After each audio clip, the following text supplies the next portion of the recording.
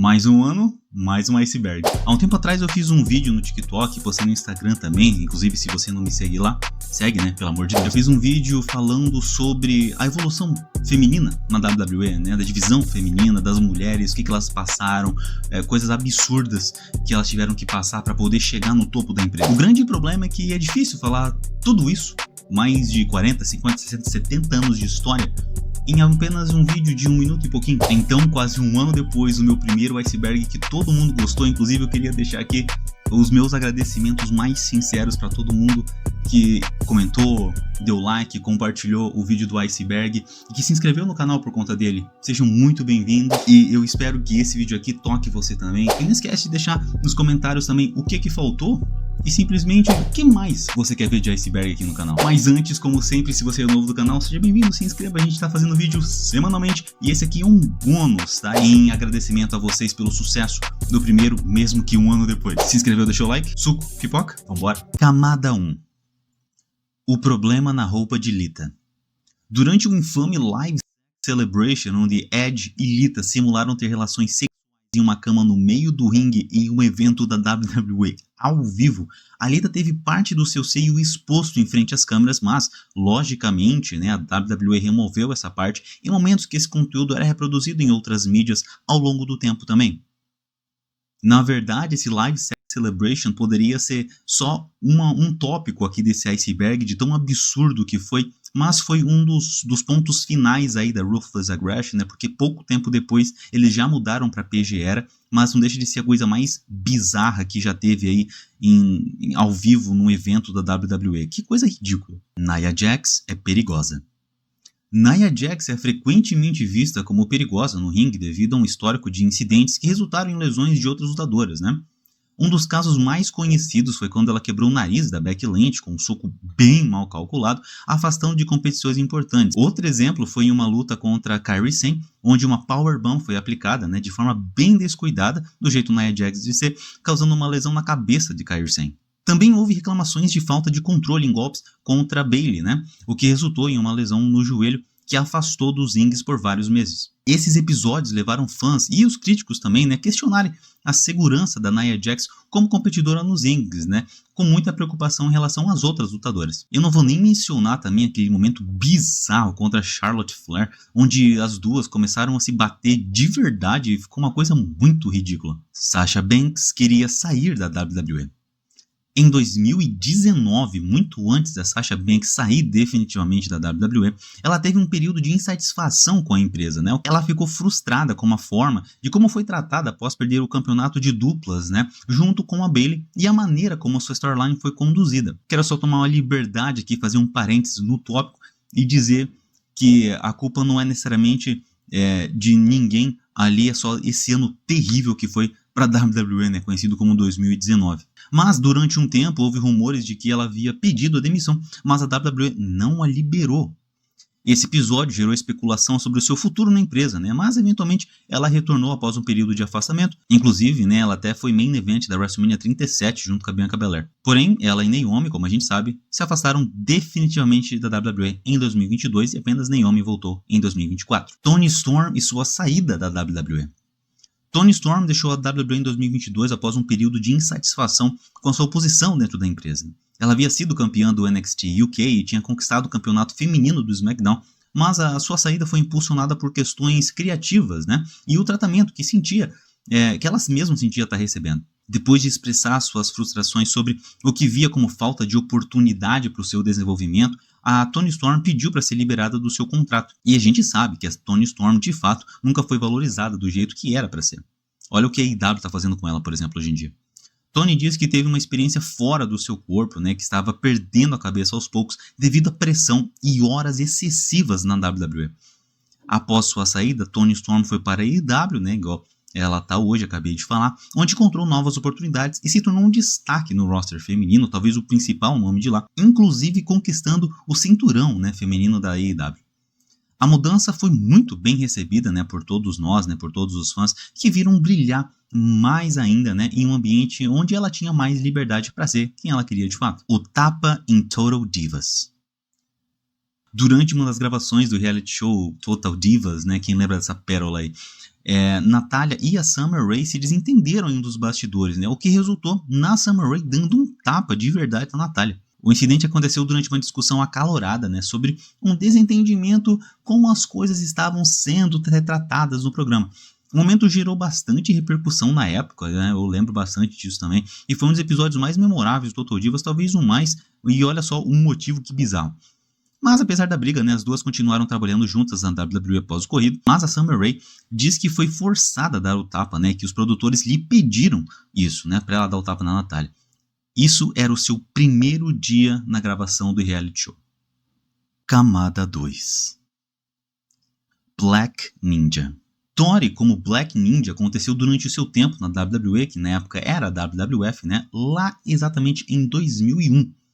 Depois de um período fora dos rings, devido a várias lesões que ela sofreu, né, a Tori retornou brevemente, mas dessa vez mascarada e sem identificação clara, atuando uma personagem vilanesca chamada Black Ninja. A Black Ninja apareceu durante a rivalidade entre Raven e alguns dos adversários ali dele na época, né, inclusive os próprios Hardy Boys. O Black Ninja agia como um capanga mascarado, né, ajudando Raven nos combates, ali interferindo nas lutas de maneira bem furtiva e misteriosa, sem o juiz ver.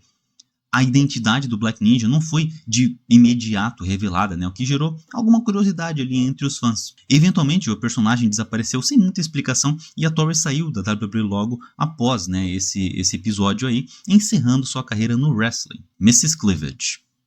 A personagem Mrs. Cleavage, interpretada por Mariana Comlos na WWF lá em 99, foi parte de uma gimmick bem polêmica envolvendo Beaver Cleavage, vivido por Chess Warrington.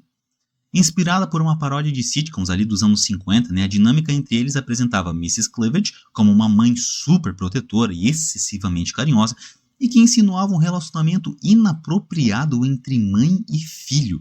Essa abordagem causou desconforto, é lógico, né, tanto nos fãs quanto na crítica e os próprios lutadores também que detestavam fazer isso aí. Para quem ainda não entendeu o contexto, né, cleavage significa decote e ela usava um decote bem acentuado. Em segmentos exibidos na televisão, né, a natureza polêmica ficou bem evidente. Em um dos vídeos promocionais, por exemplo, né, antes do Beaver estrear, ele aparecia reclamando que o cereal dele estava sem leite, e aí a Mrs. Cleavage entrava em cena de forma bem sugestiva, né, para resolver o problema, gerando insinuações bem explícitas. Quando a dupla fez sua estreia no ringue, né, durante o episódio do Sunday Night Heat, ou seja, ninguém assistia esse negócio, a interação entre os dois continuou reforçando essa dinâmica bem desconfortável, né, com a Mrs. Cleavage constantemente ajudando seu filho de maneiras que causavam reações extremamente negativas no público. Reconhecendo o fracasso, né, a WWF encerrou a storyline bem rápido. Em um episódio, inclusive, do Roy's War, o Beaver apareceu em uma entrevista onde quebrou a quarta parede ao declarar que o personagem não fazia sentido e revelar que era, na verdade, apenas Chess, né, o seu nome ali, sua gimmick, Natália Flatulenta. A gimmick flatulenta da Natália começou em 2012, quando a WWE decidiu introduzir um elemento cômico, bastante aspas aqui no cômico, ao personagem dela, né? Retratando, soltando flatulências, né? Ou os famosos peidos em momentos bem inoportunos. A ideia foi apresentada inicialmente em segmentos de bastidores e chegou até os rings, né? Com os lutadores e comentaristas reagindo de forma extremamente exagerada ao cheiro, entre aspas, que ela estava deixando por onde ela passava. A história foi bem criticada, né, por desrespeitar o talento técnico da Natália, né, que era uma das melhores naquela época. A gimmick não teve continuidade e foi encerrada silenciosamente após algumas semanas, sem qualquer explicação ou conclusão, sendo vista como uma tentativa fracassada de humor que manchou brevemente a imagem de uma atleta tão respeitada, né, que é a Natália, que com certeza é uma futura Hall da Fama. Eu lembro, inclusive, quando eu era mais novo e assisti isso aqui, eu achava a coisa mais ridícula do mundo e dava uma vergonha alheia muito grande e eu tinha que pular essa parte, né? Muffy e o body shaming. A principal polêmica envolvendo Muffy, interpretada pela Karen Moore, foi o fato da personagem ser introduzida de maneira repentina, né, bem do nada, e com uma gimmick amplamente criticada como ofensiva e desnecessária.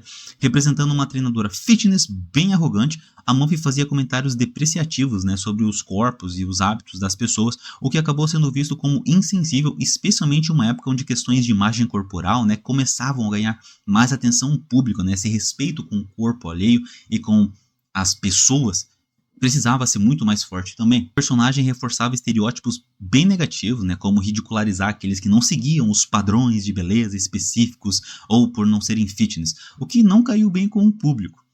Essa abordagem foi recebida como desconfortável e desinteressante, além de completamente desconectada das histórias principais da WWE na época.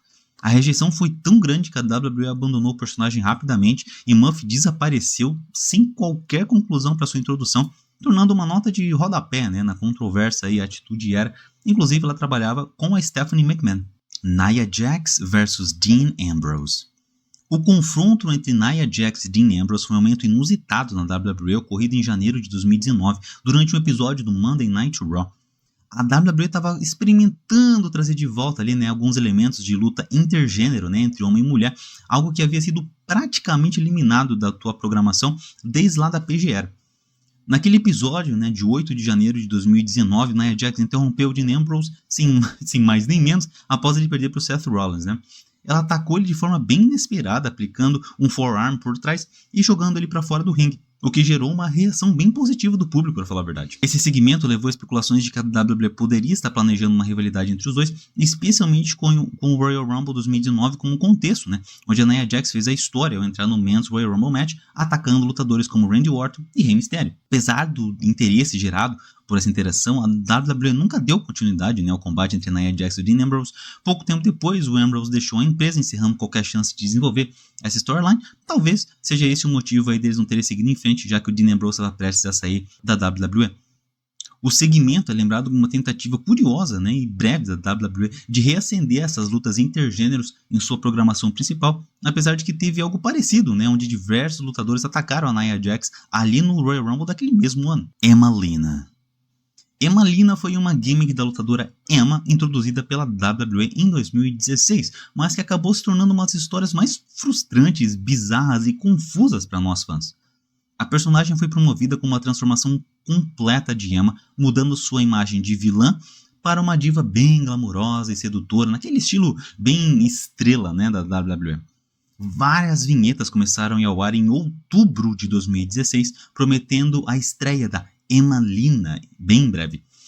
No entanto, as promos continuaram por meses sem uma data definida para sua estreia, gerando uma longa expectativa, né, entre os fãs ali. Quando a Emmalina finalmente apareceu no episódio de 13 de fevereiro de 2017 do Raw, ela simplesmente fez um discurso bem curtinho, dizendo que o público esperava por semanas para vê-la como Emmalina, mas que agora eles teriam a Emma de volta. Após esse segmento, ela voltou a sua antiga personagem de vilã, sem nenhuma explicação. A razão real por trás do fracasso da gimmick foi relatada como sendo o fato de que Emma não se sentia confortável com esse personagem glamuroso, né?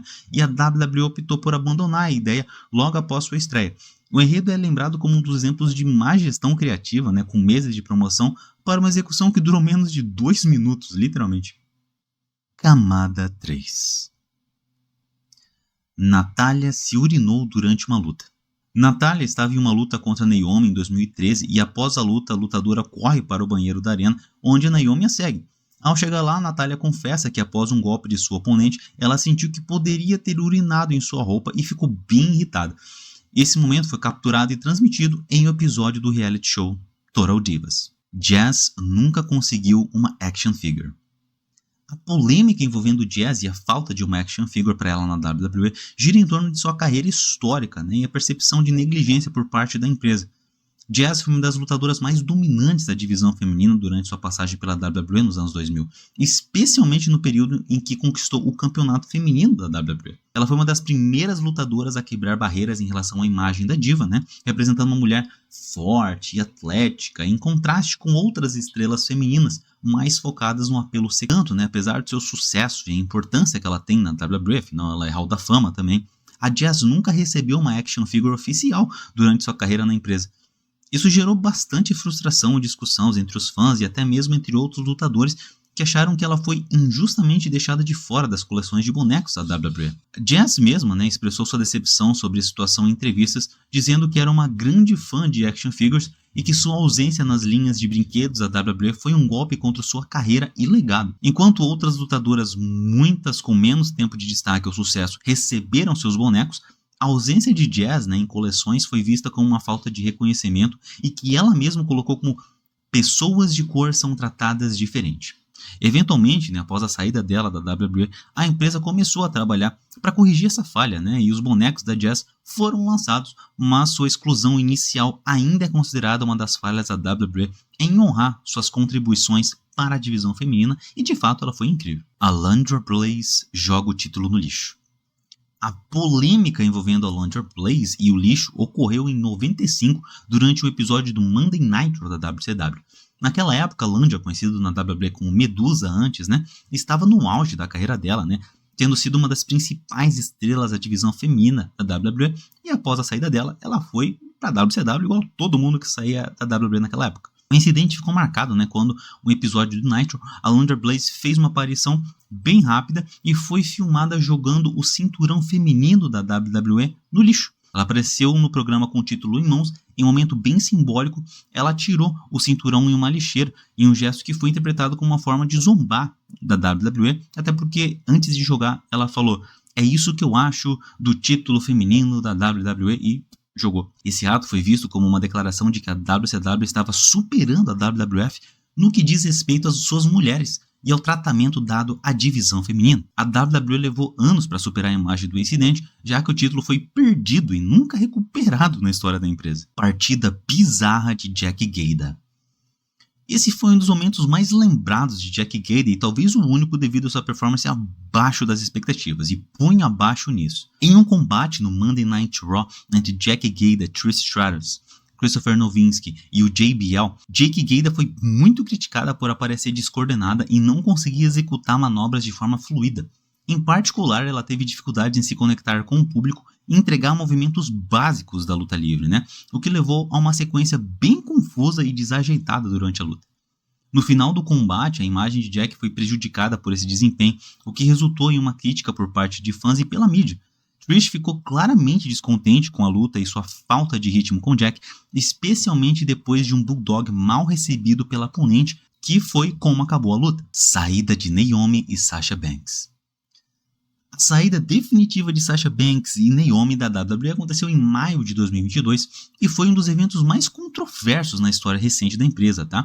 As duas lutadoras eram campeãs de duplas na época e estavam envolvidas em uma storyline importante, mas decidiram se afastar durante um episódio do Monday Night Raw. O motivo por trás da saída foi uma discordância em relação à direção criativa da WWE.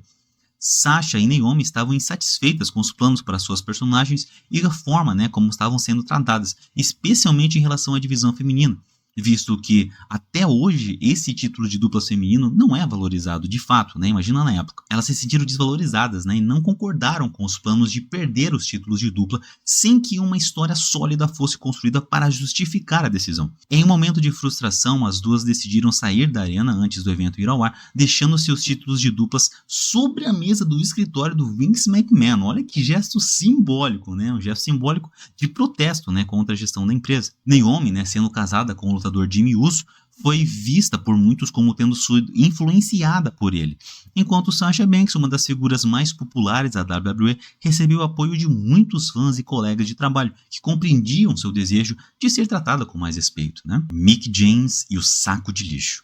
A polêmica do saco de lixo envolvendo Mickie James aconteceu em 2021 após sua demissão da WWE. Mickie, que foi uma das maiores estrelas femininas da empresa, né, nos anos 2000, foi despedida como parte de uma série de cortes de orçamento que a WWE fez naquele ano, né? No entanto, o que tornou esse incidente particularmente vergonhoso foi a maneira como a WWE tratou a demissão de Mickie. Após ser dispensada, Mickie recebeu suas coisas em um saco de lixo enviado pela WWE, um gesto que foi amplamente visto como desrespeitoso e bem sensível, né? Ela mesma compartilhou a situação nas redes sociais, mostrando o saco de lixo cheio dos pertences pessoais dela, o que causou uma indignação gigantesca entre os fãs e na indústria. Mickie estava chateada, né? Em sua postagem ela descreveu o ato como humilhante, já que ela havia dedicado muitos anos, né, sangue e suor, para a WWE se sentir maltratada. A partida preferida de Cameron.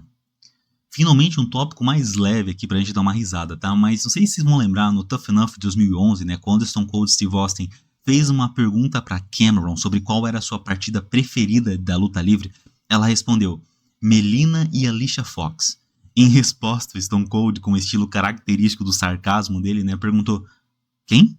em um tom de bastante deboche, né? Visto que poderia haver tanta outra resposta para ela poder colocar na frente do Stone Cold Steve Austin e ela só se jogou Melina e Alicia Fox, pelo amor de Deus. Contrato especial de Sable.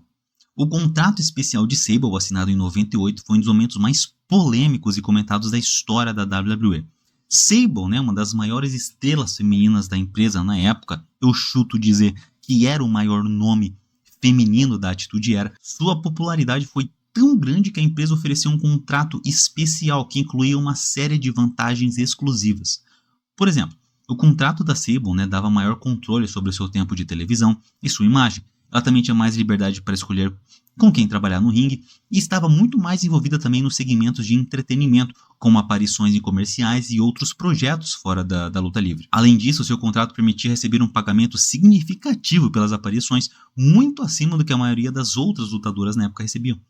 Mas a parte mais bizarra foi Sable admitir que existia uma cláusula nesse contrato que ela não poderia tomar nenhum bump, que é quando o lutador cai, né, com grande impacto no ringue. E se você parar para perceber, ela realmente nunca fez um bump na vida dela. Michelle McCool arruinou Beth Phoenix versus Karma. Em 2011, a WWE estava construindo uma grande rivalidade, né, entre Beth Phoenix e Karma, né, que seriam duas maiores forças físicas, duas maiores potências da divisão feminina na época, né, com a Karma trazendo uma nova aura de força e dominância, aquele roster precário de divas em 2011. A expectativa era que elas se enfrentassem em um grande confronto, possivelmente até numa WrestleMania, né, ali na WrestleMania 27, ou em outro evento importante. No entanto, o confronto entre as duas nunca aconteceu da maneira como os fãs esperavam. Alguns fãs especulam, né, que a Michelle fez isso por conta de uma concussão que a Beth causou em Michelle. Isso foi feito com um ato de retaliação, visto que o marido de Michelle é o Undertaker. Gail Kim se elimina de propósito. O incidente que Gail Kim se eliminou de um Battle Royal aconteceu no Monday Night Raw em 1º de agosto de 2011, durante um Divas Battle Royal, né, para determinar a desafiante ao título de Divas da WWE que estava com a Kelly Kelly na época.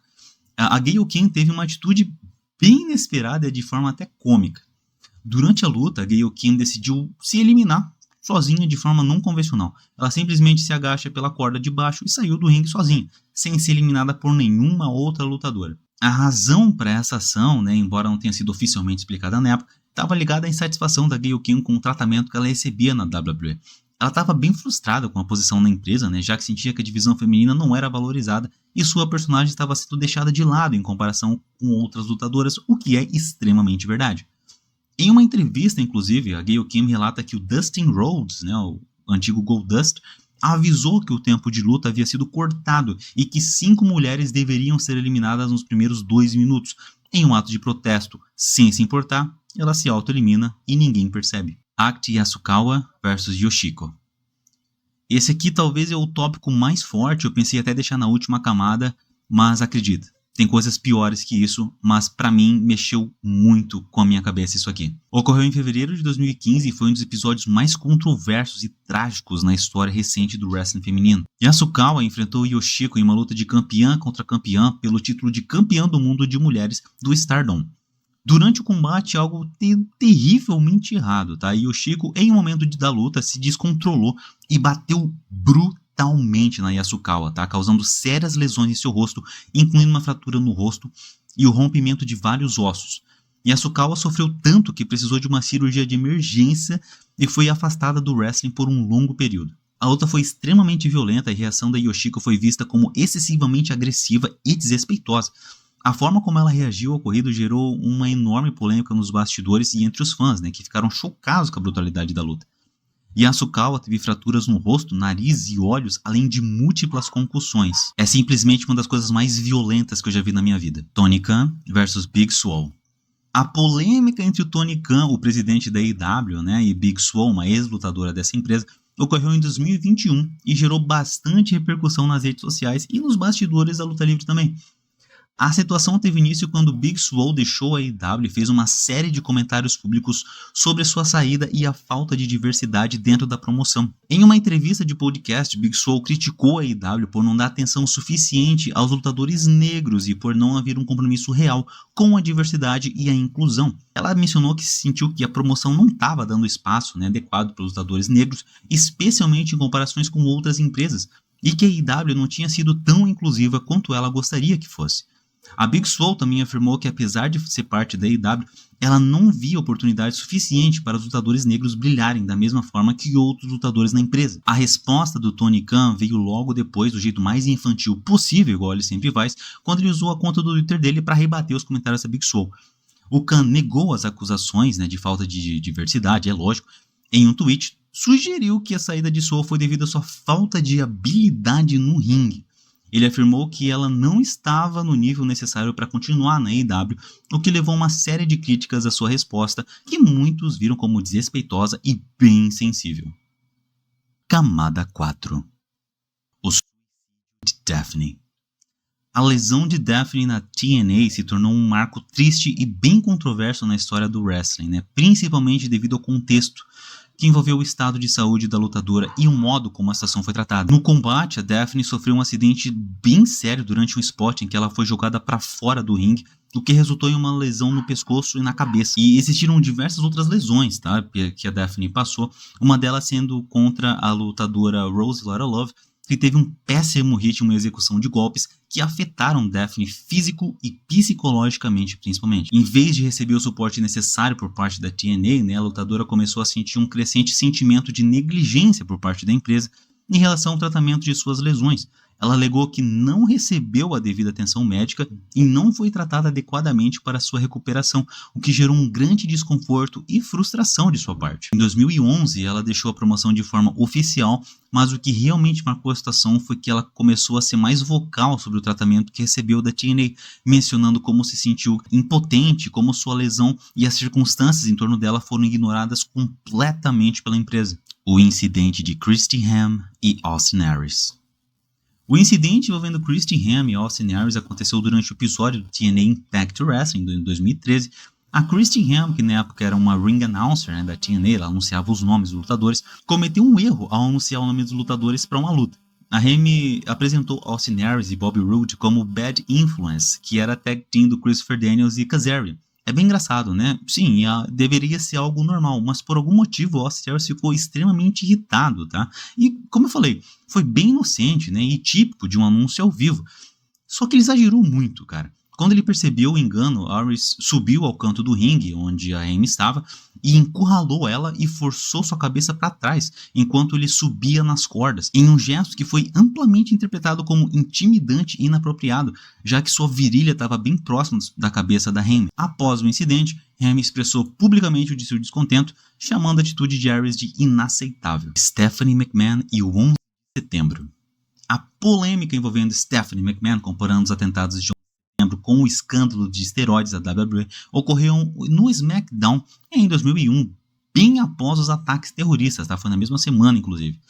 No episódio de 13 de setembro de 2001, a WWE foi uma das primeiras organizações a realizar um evento público, ao vivo, após os ataques, numa tentativa de oferecer entretenimento e conforto aos fãs em um momento tão difícil dos Estados Unidos. Durante uma promo no show, a Stephanie McMahon, em um segmento onde ela se dirigia ao público, fez uma declaração bem controversa. Ela comparou o impacto emocional e público dos ataques do 11 de setembro ao escândalo de esteroides que atingiu a WWE nos anos 90, quando seu pai, Vince McMahon, enfrentou um julgamento federal. Olha a bizarrice que ela disse. Ela disse que entendia a dor de passar por uma adversidade nacional porque sua família também foi atacada injustamente durante o escândalo dos esteroides. A WWE nunca abordou formalmente a polêmica, mas o comentário é frequentemente lembrado como um dos mais insensíveis da história da empresa.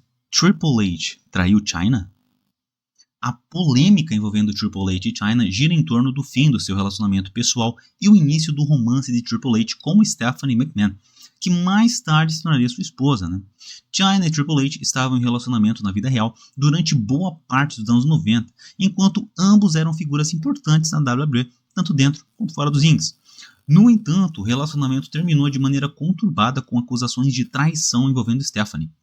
De acordo com Chyna, o rompimento aconteceu porque Triple H teria começado um relacionamento com Stephanie enquanto ainda estava com ela, Chyna afirmou que descobriu a traição ao encontrar cartas de Stephanie para Triple H, o que confirmou suas suspeitas de que os dois estavam envolvidos romanticamente. A situação foi ainda mais delicada porque Stephanie era filha do Vince McMahon, né, o dono da WWE. Pouco tempo depois, né, Chyna deixou a WWE em 2001. Embora sua saída tenha sido oficialmente atribuída a questões contratuais e criativas, muitos acreditam que o caso e o relacionamento de Triple H com Stephanie influenciaram sua saída, dado o peso político que Stephanie tinha na empresa, né, lógico. Sexy Star quase quebra o braço de Rosemary. O incidente aconteceu em uma luta Fatal 4-Way entre Sexy Star, Rosemary, Hamada e Lady Shani. Após a conclusão da luta, houve uma confusão no ringue e Sexy Star prendeu Rosemary em um armbar, né, uma chave de braço.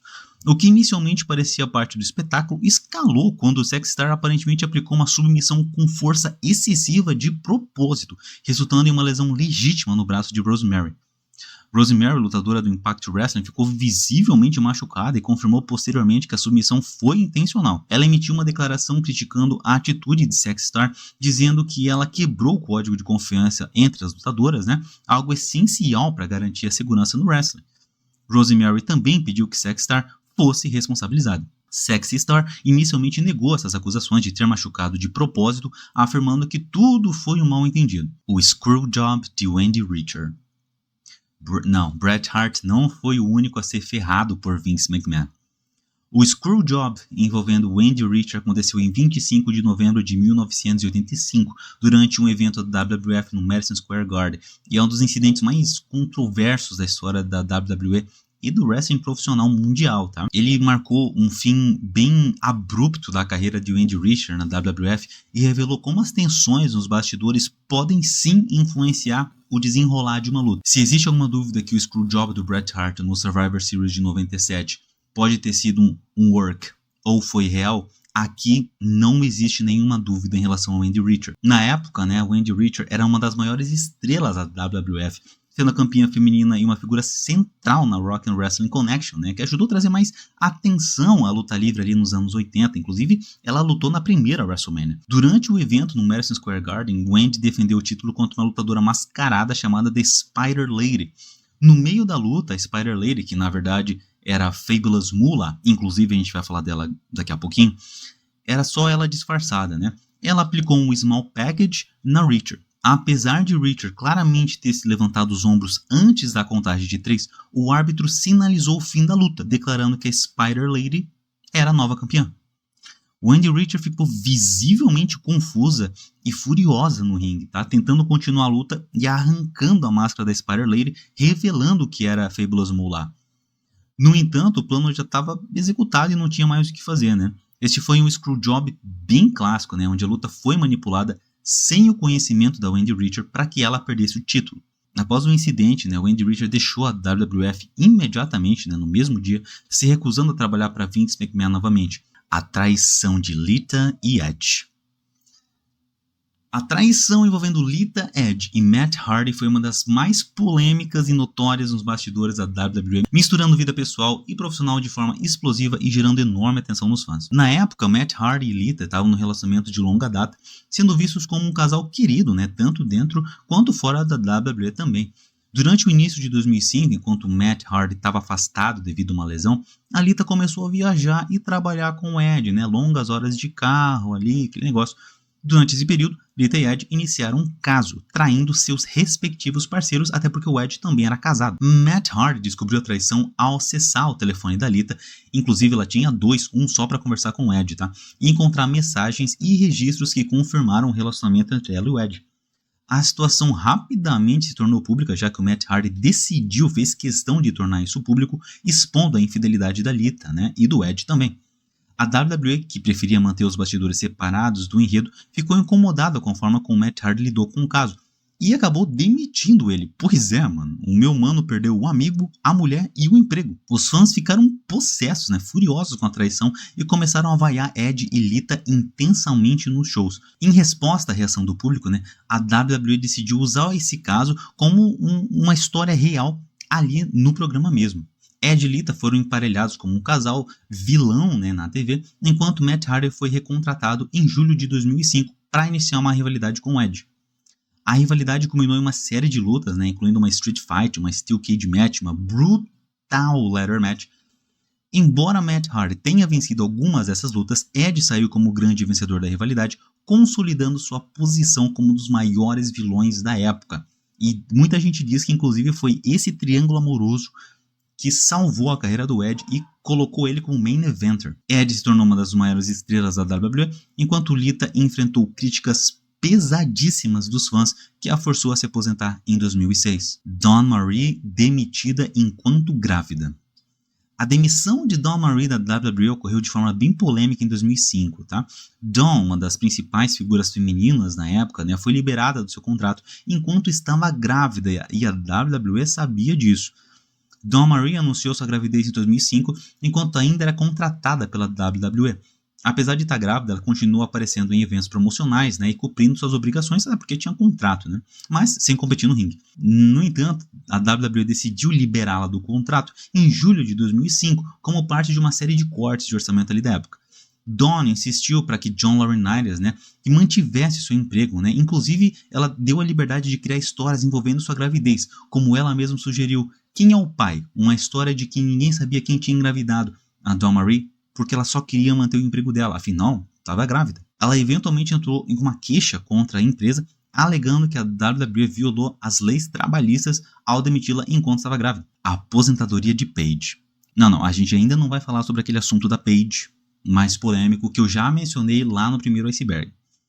Mas a Paige foi forçada a encerrar sua carreira aos 25 anos, né, devido a uma grave lesão no pescoço, ocorrendo apenas um mês após seu retorno aos rings na WWE em 2017. Após ficar afastada por mais de um ano devido às lesões e outras questões pessoais, como o vazamento de vídeos íntimos, a Paige fez seu retorno triunfante, né, no episódio do Monday Night Raw de 20 de novembro de 2017, liderando a estreia da stable Absolution, ao lado de Mandy Rose e a Sonya Deville.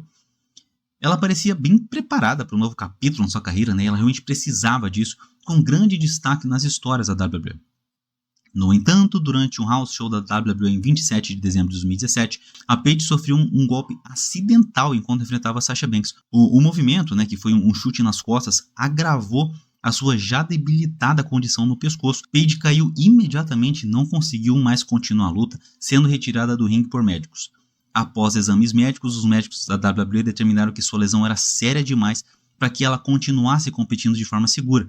Em abril de 2018, durante o episódio do Raw pós-WrestleMania 34, Paige anunciou oficialmente sua aposentadoria como lutadora ativa, encerrando sua carreira na WWE apenas alguns meses após seu retorno. Camada 5. Haka Khan procurada pela polícia. A polêmica envolvendo Haka Khan, ex-lutadora da TNA, é marcada por uma série de problemas legais, incluindo acusações graves contra ela, tá?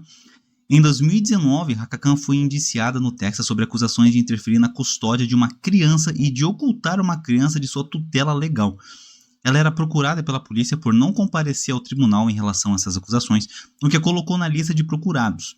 Além disso, foi relatado que ela enfrentava outras questões legais relacionadas à sua vida pessoal. O caso chamou mais atenção em 2023, quando Haka entrou com uma ação judicial controversa de 3 bilhões contra uma série de indivíduos e entidades. E olha as entidades que ela quis processar, cobrando 3 bilhões de dólares.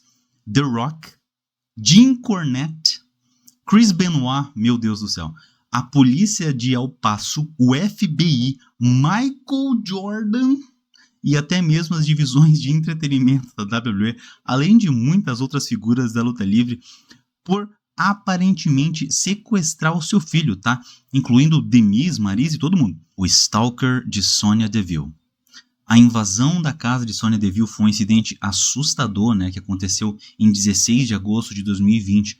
Um homem chamado Philip Thomas II, que era obcecado pela lutadora da WWE, invadiu sua casa na Flórida com a intenção de sequestrá-la. Thomas havia planejado o crime por meses, monitorando os movimentos de Sonya Deville nas redes sociais e estudando a sua casa. Na noite do incidente, ele entrou pela porta de vidro do pátio com ferramentas como uma faca, amarras plásticas, sprays de pimenta e fitas adesivas. O plano dele era esperar que Sonya dormisse para poder atacá-la. Por sorte, um sistema de segurança da casa foi acionado, alertando a Sonya sobre a invasão. Ela percebeu o perigo e fugiu da casa junto com a amiga dela, que mais tarde foi identificada como a Mandy Rose. Ambas conseguiram chamar a polícia. Philip Thomas foi preso ainda no local, armado com os itens que planejava usar. Sable processa a WWE. A história do processo da Sable, né, contra a WWE em 99 foi uma das disputas mais notórias na história do wrestling, né? Apesar daquele contrato insano que a gente mencionou antes, ela teve que processar a WWE e os motivos são bem bizarros e a gente vai falar sobre isso aqui logo logo. A disputa começou a se enrolar em um momento crítico, né, da carreira da Sable, quando ela começou a se sentir desconfortável com a direção que sua imagem estava tomando aí na empresa. Durante o auge da sua carreira na WWE, né, a Sable foi colocada em segmentos cada vez mais secos, algo que inicialmente ajudou a conquistar a popularidade, mas que também a fez se sentir explorada, né, lógico. Ela se recusou a participar de certos segmentos, incluindo uma luta em que o objetivo era que ela ficasse nua, inclusive ela já tinha feito isso, né? Sable alegou que, após se recusar a seguir essas ordens, ela passou a ser alvo de um ambiente bem hostil nos bastidores, né, onde enfrentava pressão constante e a acusação mais grave foi de que a empresa forçava suas funcionárias a se envolverem em cenas degradantes e sem consentimento.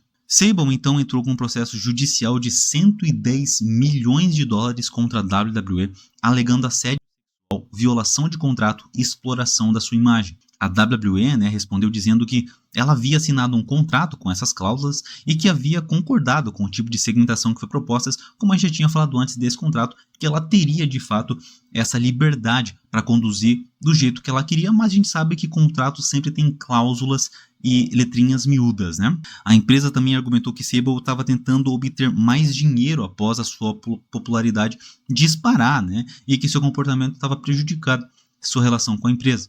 Apesar das alegações pesadas, né, o processo nunca foi a julgamento, pois a Sable e a WWE chegaram a um acordo fora dos tribunais em 99. Contratos do Lucha Underground. A polêmica envolvendo contratos femininos no Lucha Underground surgiu principalmente em torno das condições de trabalho e dos contratos assinados pelas lutadoras da empresa. O Lucha Underground, que foi uma promoção de wrestling, né, com estilo único, misturando aspectos de telenovela, luta livre, cosplay mexicano, fez um enorme sucesso, né, ali em meados da década de 2010. No entanto, as condições por trás das câmeras geraram bastante controvérsia. O principal problema estava relacionado aos contratos de exclusividade que o Lucha Underground impôs às suas lutadoras. Diferente de outras promoções, né, onde as lutadoras podiam participar de eventos em várias empresas, o Lucha Underground deu uma de WWE e exigia que suas estrelas, tanto homens quanto mulheres, ficassem sob contrato exclusivo. Uma das maiores controvérsias foi o bloqueio de contratos que a empresa impôs a várias lutadoras, né?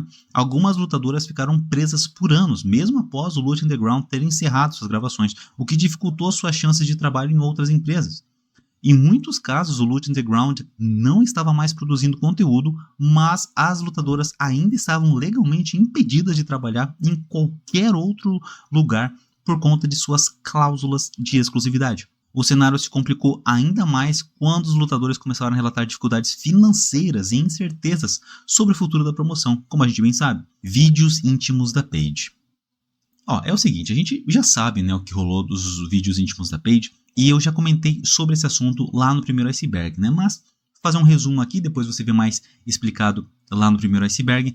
Lembre, a Paige teve vários vídeos vazados em 2017, vídeos extremamente explícitos e gráficos envolvendo outros lutadores da época, inclusive Xavier Woods, o Brad Maddox na época. Só que esses vídeos já eram, apesar de ter sido vazados em 2017, já eram de anos anteriores, né? O grande ponto disso tudo aqui é de que mesmo que o lutador, por exemplo, o Xavier Woods apareceu em um desses vídeos, toda a crítica caiu sobre Paige e não sobre Xavier Woods. Ela sempre foi muito importunada em relação a isso, destruiu a saúde mental dela, enquanto Xavier Woods ficou de boa e está no topo da WWE até hoje. Por que será? Tessa Blanchard e a polêmica envolvendo Tessa Blanchard surgiu principalmente em 2020, quando ela foi acusada de atitudes racistas e de comportamentos problemáticos nos bastidores de várias promoções, incluindo a Impact Wrestling, né, onde estava em uma ascendente carreira e foi a primeira mulher a ganhar o Impact World Championship. Em janeiro de 2020, a lutadora foi acusada de racismo. A Rosa Negra, uma lutadora de origem afro-latina, que alegou que Tessa havia feito comentários racistas durante uma turnê no Japão. La Rosa Negra compartilhou a acusação nas redes sociais, dizendo que Tessa havia a insultado racialmente, chamando-a de uma negra suja, durante um evento. Esse relato gerou uma grande onda de crítica na comunidade de wrestling e vários outros lutadores também entraram nessa, como por exemplo a Chelsea Green.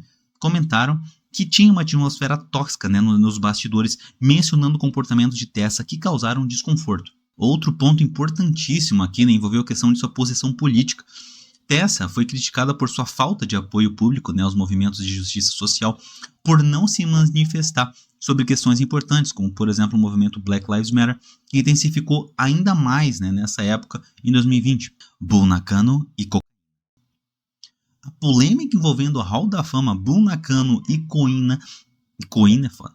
A polêmica envolvendo o Hall da Fama, Bull Nakano e cocaína remonta ao início dos anos 90, ali, né, quando a lutadora japonesa foi implicada em um escândalo relacionado ao uso de drogas.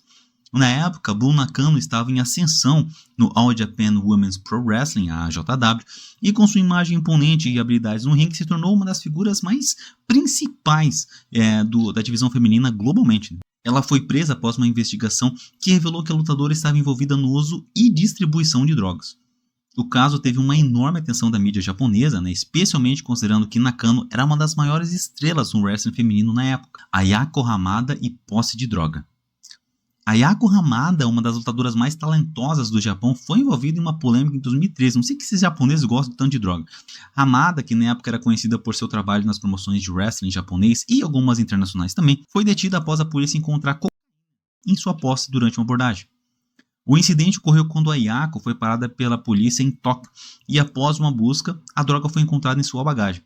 Hamada foi rapidamente presa e o caso gerou grande repercussão, principalmente na indústria do wrestling, né, onde ela era bem respeitada e admirada por suas habilidades no ringue. Ela foi libertada sob fiança, mas o incidente afetou a sua imagem, é lógico, e sua carreira no Japão e internacionalmente também. Io-Sky e tráfico de maconha.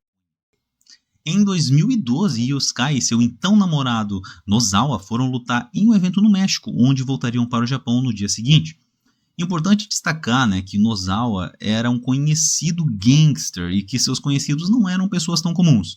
Após a luta, ambos foram a uma exposição de arte e receberam 2 quadros gigantescos de um fã de um retrato de cada um. Né? Quando chegaram no Japão, né, foram parados no aeroporto, pois foram identificados 75 gramas de maconha dentro de cada quadro. Ambos foram presos, mesmo alegando que não faziam ideia de que havia droga dentro do quadro. Após ficarem mais de 20 dias presos, ambos foram liberados depois de ser confirmado que não eram os responsáveis. Scarlett agarrada por fã.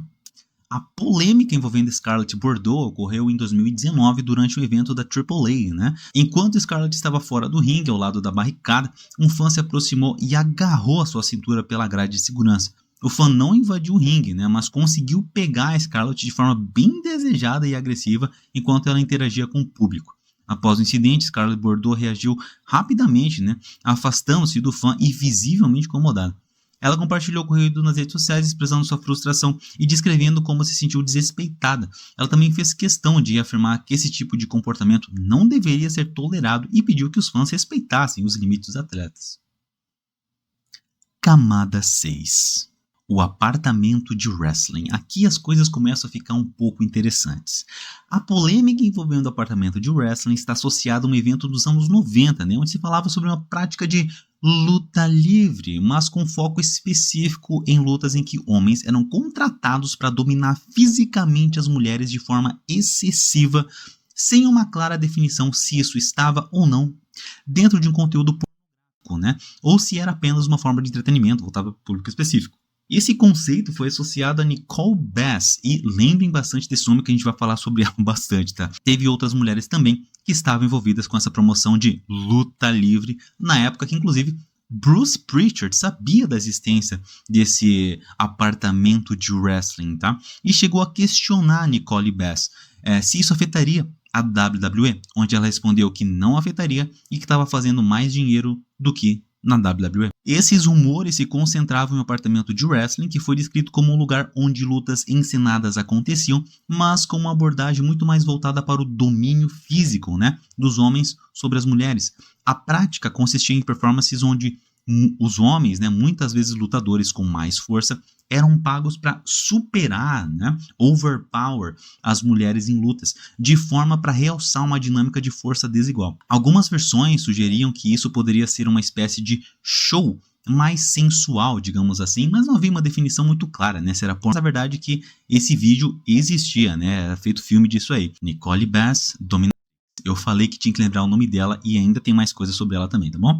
Mas é uma outra polêmica da nossa querida amiga Nicole Bass, está relacionada a alguns vídeos de que circulou durante os anos 90 e esses vídeos existem até hoje. Nesses vídeos, né, Nicole Bass aparece assumindo o papel de dominatrix, uma figura associada a práticas de poder e controle sexual. Caso você não saiba, eu sei que você sabe, sou safado. A disseminação desses vídeos de dominatrix foi vista por alguns como uma exploração de sua imagem, mas de uma forma negativa, enquanto outros consideraram que ela estava apenas aproveitando a oportunidade de se envolver, né, com uma subcultura específica e fazer algum dinheiro ali. Sunny Side Up. Polêmico lançamento de Sunny Side Up, um filme adulto estrelado por Tammy Sete, né, nossa querida Sunny, foi uma das maiores controvérsias envolvendo a ex-lutadora. O filme foi lançado em 2016, com Sunny já com seus 43 anos de idade, pela Vivid Entertainment, né, uma produtora famosa por vídeos adultos de celebridades. Tammy teria aceitado fazer o filme após enfrentar diversos problemas pessoais e financeiros, incluindo questões legais e dificuldades relacionadas ao abuso de substâncias, né. O título do filme, né, o Sunny Side Up, faz, lógico, uma referência ao nome dela, né, a gimmick dela, Sunny, e gerou ainda mais repercussão entre os fãs e a mídia. China e vídeos adultos. Outra coisa também que eu já falei sobre isso no primeiro iceberg, e não vou me aprofundar muito aqui, mas saiba que a China teve vários vídeos caseiros e também profissionais adultos, mas tudo isso eu conto lá na primeira parte. Marido de Nicole Bass. Meu Deus, a gente não vai parar de falar dessa mulher. Eu aposto que quando tu clicou nesse vídeo não imaginava que teria tanto assunto sobre Nicole Bass, né? E talvez você nem conhecia ela. Polêmica envolvendo Nicole Bass e seu marido Bob Fuchs está relacionada a uma acusação de tráfico de drogas, tá? Em 2000, Bob foi preso e enfrentou acusações graves por supostamente estar envolvido na distribuição de substâncias ilegais, incluindo esteroides anabolizantes. Como Nicole Bass era uma figura pública, né, devido à WWE, o caso atraiu bastante atenção da mídia. Embora Nicole não tenha sido diretamente acusada de envolvimento no tráfico, a associação ao caso acabou manchando a sua reputação, já que muitos especulavam se ela poderia ter conhecimento ou participação indireta nas atividades do marido. Wrestling Vixens. Pelos 3x no nome, né, você já deve saber do que se trata. O Wrestling Vixens foi um site lançado no início dos anos 2000, nos primórdios da internet por Missy Hyatt e Francine, duas personalidades muito conhecidas aí da luta livre, com o objetivo de oferecer conteúdo voltado para o público adulto. O site apresentava fotos provocantes, ensaios sensuais e, em alguns casos, conteúdos mais explícitos envolvendo mulheres do wrestling. Ele foi pioneiro, né, em explorar a sexualidade de lutadoras e personalidades femininas da indústria fora dos rings, criando uma mistura entre o universo da luta livre e o erotismo. Era basicamente o OnlyFans, só de luta livre. Francine eventualmente se afastou do projeto, alegando diferenças criativas e desconforto com a direção que o site estava tomando, né, mas a Missy Hyatt continuou com o Wrestling Vixens por um tempo, mas o site acabou perdendo relevância, né, à medida que outras plataformas de conteúdo adulto surgiram e com o avanço da internet ele acabou se perdendo aí no mundo. Missy Hyatt usava...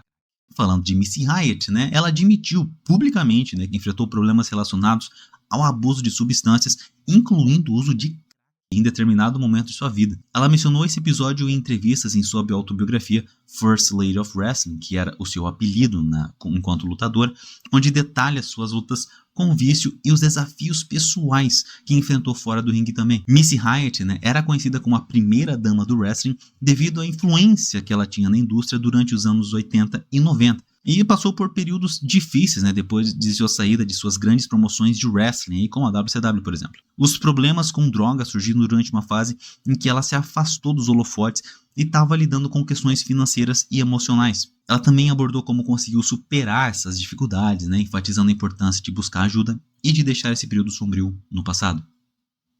Camada 7. Fabulous Moolah era uma... The Fabulous Moolah, uma figura central no wrestling feminino por décadas, né, falada até hoje, inclusive. De acordo com ex-lutadoras, né, como a Mad Maxine, por exemplo, e outras fontes também, Moolah supostamente controlava rigidamente as carreiras de muitas mulheres que treinava e gerenciava. Ela era conhecida por exigir uma alta porcentagem dos ganhos de suas lutadoras que ela gerenciava, muitas vezes deixando com bem pouco dinheiro, apesar de trabalhar em turnês exaustivas. Algumas lutadoras alegaram que Moolah também as colocavam em situações comprometedoras, enviando-as para eventos onde eram exploradas sexualmente por promotores ou outras figuras influentes no wrestling a troco de dinheiro que iria diretamente para Fabulous Moolah. Sunny matou uma pessoa. Sunny foi uma figura controversa nos bastidores da WWF nos anos 90 e a gente já sabe muito bem disso, né? Ao se afastar da luta livre, né, Sunny se envolveu com inúmeros escândalos, desde fazer filmes, como a gente já cobriu aqui, até ser presa por dirigir sob efeito de álcool e sem carteira, resultando na morte de Julian Lasseter, de 75 anos. Camada 8. O abuso de Ashley Massaro. Um dos tópicos que a maioria de vocês pediu para eu falar aqui, e eu confesso que ao pesquisar para poder montar o roteiro para esse vídeo, foi uma das coisas mais terríveis e tristes que eu já tive que ler na minha vida. Eu já conhecia a história, já tinha lido sobre, mas eu tive que pesquisar mais fundo para poder fazer esse vídeo. E, bom, vamos lá. O abuso sexual da Ashley Massaro, né, veio à tona em 2016, quando documentos de um processo judicial coletivo contra a WWE foram tornados públicos. Segundo Ashley, ela foi drogada durante uma visita a uma base militar em 2006, onde a WWE estava promovendo o evento Tribute to the Troops, que visava entreter os soldados e sua família. Eu lembro muito bem de Tribute to the Troops porque eu adorava essa arena nos jogos SmackDown vs Raw, porque era uma bem diferente, né? Era em céu aberto, era de dia, era uma plateia diferente, mas depois de você ler sobre esse caso, fica até um pouco nojento você imaginar o que se passava nos bastidores, principalmente no de 2006. De acordo com um relato de Ashley, após a turnê, ela se sentiu extremamente mal e em um estado de confusão foi levada a um local privado onde sofreu abuso. Ela alegou que foi incapacitada pela substância com a qual foi drogada e que enquanto estava em um estado vulnerável, o ataque aconteceu sem que ninguém percebesse, incluindo outros membros da equipe ou soldados ao redor. O abuso teria sido cometido por um membro da equipe médica da WWE e ela afirmou que ao tentar relatar o ocorrido à empresa, foi desencorajada a seguir com a denúncia. De acordo com suas declarações, foi-lhe dito para manter o silêncio, né? Lógico, como a gente bem sabe que geralmente acontece, com a sugestão de que o incidente poderia prejudicar a sua carreira e a imagem pública da WWE, além de afetar negativamente o relacionamento da empresa com os militares. Não há registro de testemunhas do abuso, já que ela estava sozinha no momento do incidente. Essa história gerou comoção tanto por ser um relato extremamente grave, quanto pela forma como a WWE foi acusada de silenciar Ashley Massaro, né, e priorizar sua imagem pública. Ashley foi encontrada inconsciente em sua casa após uma aparente tentativa de suicídio. Ela foi levada às pressas para o hospital, mas não sobreviveu. O relatório oficial apontou que a causa da morte foi suicídio por enforcamento. Nos anos antes de sua morte, Ashley havia falado publicamente sobre suas lutas como saúde mental, incluindo depressão. Ela também estava envolvida em um processo coletivo contra a WWE, na qual alegava que a empresa não forneceu suporte adequado para as lesões cerebrais e traumas que sofreu durante sua carreira. De Daphne. A gente já falou da Daphne aqui, né, e como suas concussões a levaram a ter sérias sequelas físicas, porém a maior delas foi emocional. O suicídio de Daphne, cujo nome real era Shannon Spruill, chocou a comunidade do wrestling, né, em 2021. Daphne foi uma das figuras mais icônicas da WCW e da TNA principalmente, né, conhecida por sua personalidade gótica, de estilo único nos rings, inclusive ex-namorada do CM Punk. Na noite de 1º de setembro de 2021, Daphne fez uma transmissão ao vivo em suas redes sociais que alarmou os fãs. Durante o vídeo, ela parecia extremamente angustiada, mencionando sentimentos de solidão e sofrimento.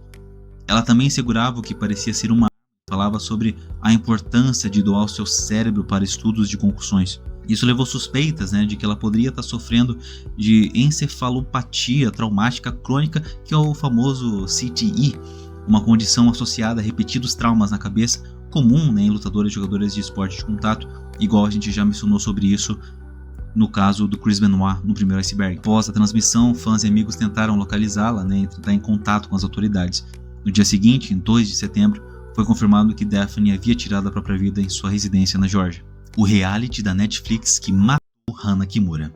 Hana Kimura, lutadora japonesa de wrestling profissional, estrela do reality show Terrace House, ocorreu em 23 de maio de 2020, aos 22 anos de idade. Sua morte trouxe à tona a gravidade do cyberbullying na era digital. Hannah começou a ser alvo de ataques online após um episódio de Terrace House em que teve uma discussão com outro participante. Nesse episódio em específico, o que aconteceu foi que um colega da casa acidentalmente danificou o traje de luta da Hannah, algo que era, logicamente, emocionalmente significativo para ela. A reação de Hannah foi intensa, e muitos disseram que foi até exagerada, e gerou muitas críticas do pessoal que estava assistindo. A situação escalou com Hannah recebendo mensagens abusivas e ameaças constantes, chamando de monstro e desejando a morte dela, só por ela ter ficado emocionalmente abalada com um objeto que era extremamente importante para ela. Antes de sua morte, Hannah fez várias postagens preocupantes nas redes sociais e algumas com fotos gráficas de automutilação, expressando dor emocional e mencionando o impacto do cyberbullying. Em uma das mensagens ela escreveu: "Eu não quero mais ser um humano. Obrigado a todos que me apoiaram. Eu amo vocês." Horas depois, ela foi encontrada sem vida em sua casa.